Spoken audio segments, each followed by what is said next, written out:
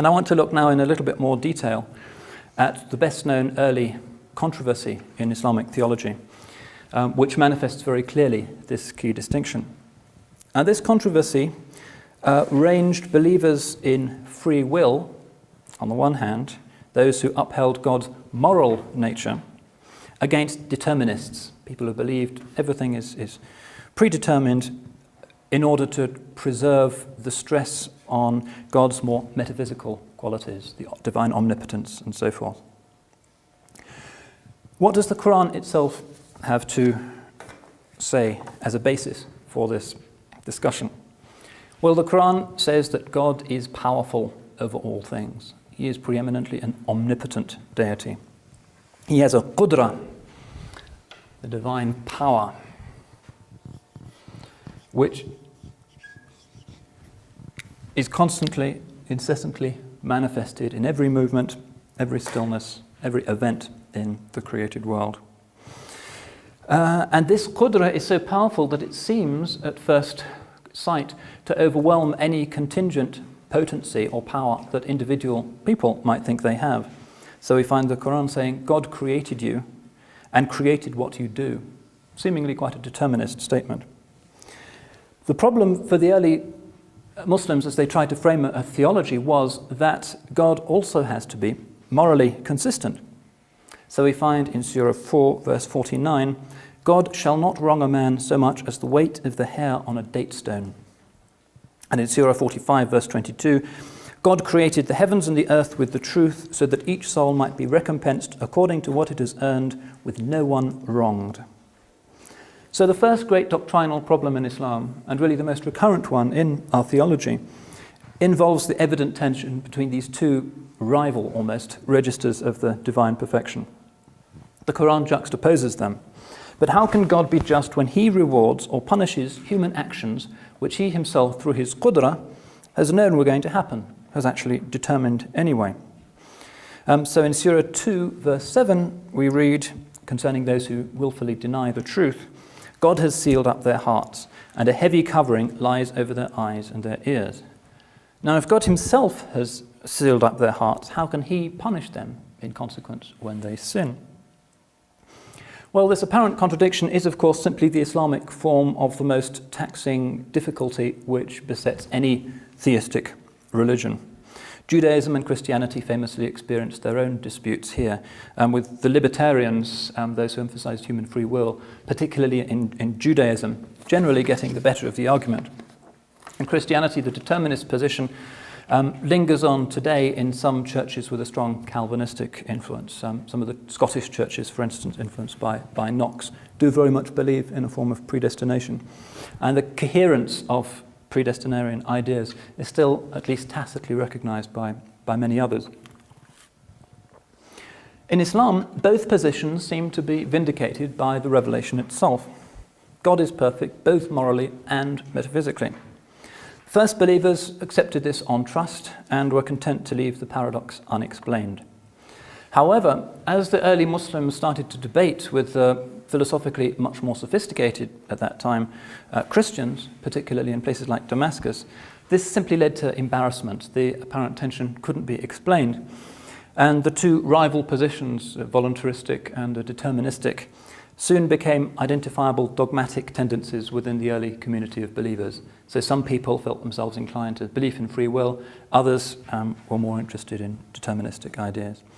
And the hardest line of all of the determinists were people called mujbira. These were absolute determinists. They said everything you do has actually been decided upon not by you, that's just an illusion, but by God himself. These people seem to have been supported by the ever cynical Umayyad regime in Damascus for the simple reason that it was politically useful. If people thought that everything in the world was determined by God anyway, then they would be less inclined to challenge the corruption of the regime. So it had political backing. Opposed to the mujbira, you find believers in free will, and these people are called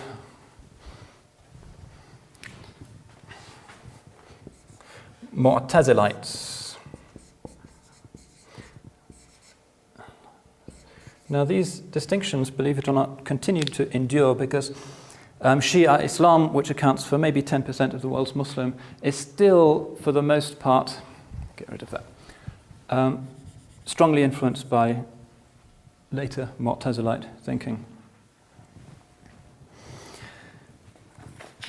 And a later scholar describes the view of the Mu'tazilites as follows: man is the creator of his deeds, good or bad, and hence is deserving of reward or punishment in the afterlife for whatever he does.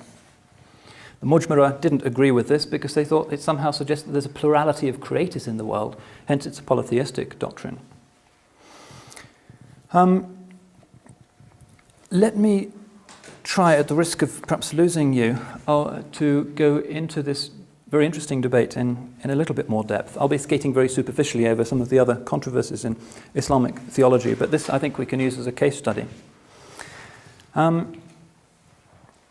Mu'tazilites shared with all of the people of Kalam, those who liked systematic theology, a belief in atoms.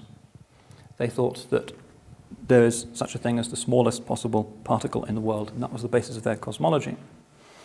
Now, their opponents held that the motions of atoms were not related causally. What does that mean? Well, the Ash'arites thought that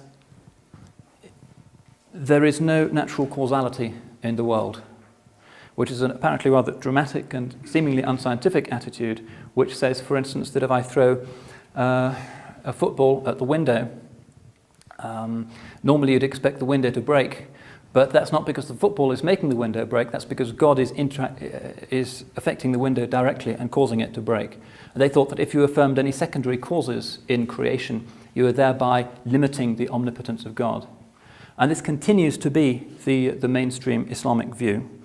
And it's the one that's associated with the third great tendency in classical Islamic theology, one that still predominates and is regarded as the orthodoxy, the Ash'arites.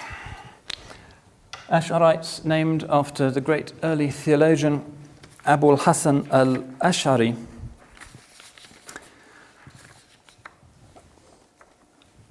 And what the Ash'arites thought was there is no natural causality. Causality in the world is simply an illusion.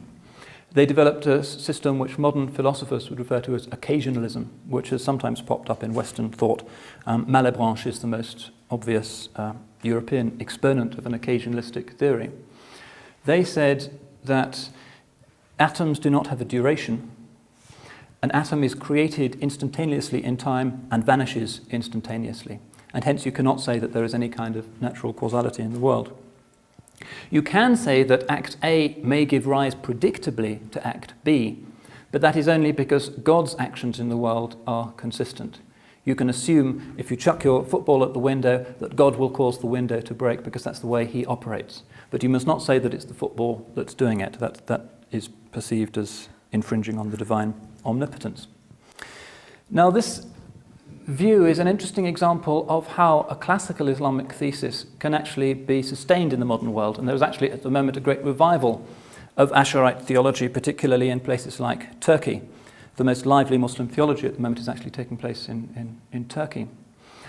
Because in the 19th century, when there was a very mechanistic view of the universe, people thought this was simply absurd. They knew what atoms were, they could measure them, they could show them up in their equations, and Ash'arism simply seemed to be wrong. Atoms did have a duration. Mu'tazilites looked as if they were right. And in the early 20th century, partly for this reason, there was a kind of revival of Mu'tazili thought in Islam. More recently, however, with the new physics is always calling itself new, but with the new generation of physicists, for instance, in Cambridge we have somebody called Stephen Hawking, who's produced this famous book, The Brief History of Time. What Hawking is saying is that you cannot, in fact, speak of the duration of atoms. In fact, you can't even speak coherently of the existence of any subatomic particles. You can see them as particles, you can see them as waves, you can see them as instantaneous instances of a universal phenomenon that actually encompasses the entire universe. I'm not going to try and summarize his argument in a few sentences. But the point is that Ash'arism is now regarded as more cosmologically coherent than it used to be because of this notion of occasionalism. We don't need to look at this in detail, but the conclusion is Ash'arism has always denied real causality. Now, the reason why the Ash'arites were interested in this is that the Mu'tazilites, following the opposite position, thought that this kind of metaphysical speculation simply is beside the point. The most important point is that God has to remain the author of a coherent religion, and he has to be morally coherent in genuinely punishing or rewarding human beings for what they do. And this can only make sense if the relationship between human act and moral consequence is grounded in predictable and real moral causal laws.